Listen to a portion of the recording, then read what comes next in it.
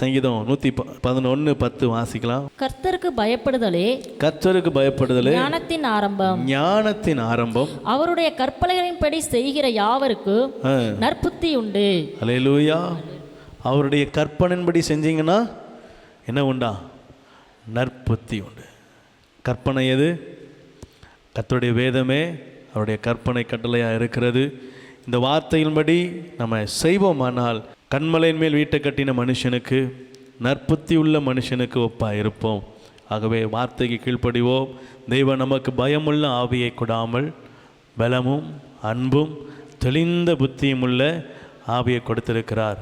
பலன் கர்த்தரிடத்திலிருந்து வருகிறது. பலவீனன் யாரும் தன்னை பலவான் என்று சொல்வானாக. அன்பு கர்த்தர் என்னை நேசித்ததினால நான் பெற்றுக்கொண்ட அந்த அன்பின் கிரியைகள்.